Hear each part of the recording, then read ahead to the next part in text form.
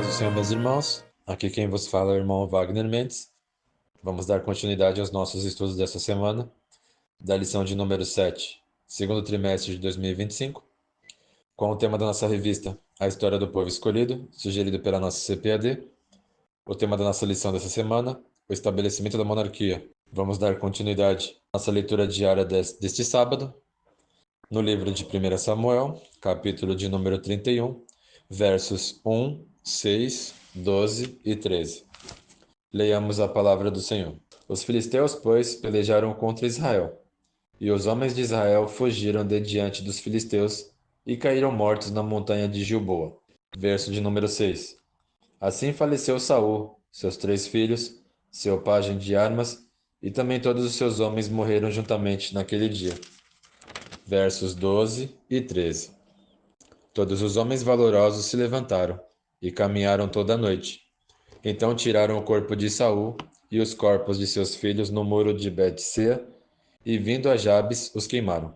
E tomaram os seus ossos e os sepultaram debaixo de um arvoredo em Jabes e jejuaram por 7 dias. Bom, meus irmãos, como já tínhamos ouvido na aula anterior, como Samuel já sabia que Deus já não queria mais a Saul como rei, já tinha rejeitado ele como rei, o Senhor já estava preparando um novo rei para Israel. E diante da situação, Saul, ele foi guerrear contra os filisteus, que era um dos povos que era mais difíceis que o povo de Deus enfrentava naquela época.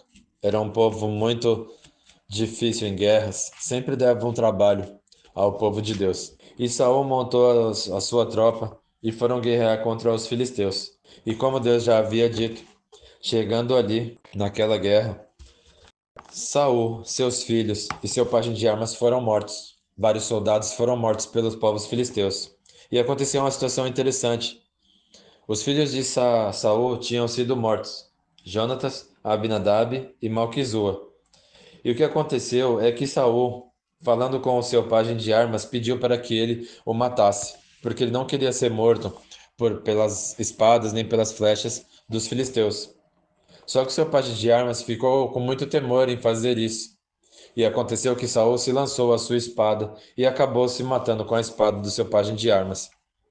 Vendo, pois, os soldados de Saul, que Saul e seus filhos tinham sido mortos, seu pajem de armas também tinha sido morto, aqueles que sobraram fugiram, para que não fossem mortos pelos filisteus. Sendo, pois, tendo acontecido esse tipo de situação, os filisteus foram e pegaram os corpos de Saul e de seus filhos, cortaram sua cabeça e penduraram na entrada da cidade. Passaram-se o tempo, eles começaram e eles ficaram ali com aquelas cidades a qual eles tinham vencido.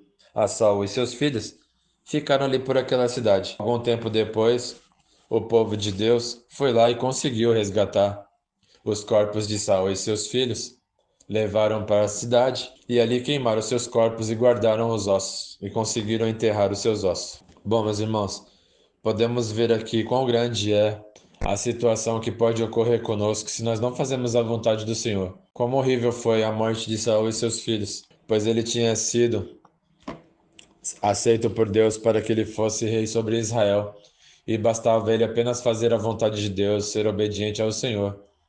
E pela sua desobediência, por ter se esquecido do que Deus tinha feito a ele e a sua família, olha só quão grande foi o término da sua vida.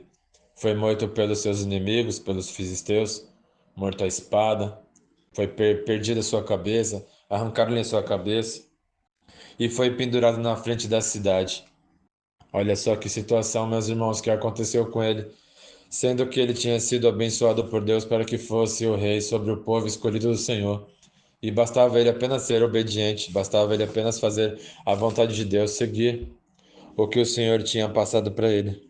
Que podamos tomar essa lição para as nossas vidas, que possamos sempre estar pensando lá na frente, que estamos caminhando para que possamos ser salvos por Deus, que possamos ir para a terra prometida, que possamos ir para a glória com o Senhor, que venhamos sempre a se lembrar que devemos ser obedientes à sua palavra, ser obedientes a Deus, seguir a sua vontade, seguir os seus passos, ouvir a voz do Senhor, porque o Senhor, se nós pedirmos a Deus a direção, a orientação, o que devemos fazer, aonde devemos colocar os nossos pés, a planta dos nossos pés, aonde devemos ir, o que devemos fazer, Se pedimos ao Senhor abrirmos os nossos ouvidos para ouvir a voz do Senhor, o Senhor vai guiar os nossos passos, o Senhor vai nos dizer aonde Ele quer que devemos ir, em que direção devemos caminhar. Que possamos tirar uma lição muito grande nessa semana, a qual devemos ser sempre obedientes a Deus. Que tenhamos uma aula abençoada neste domingo e que possamos ter muito aprendizado. Que Deus vos abençoe.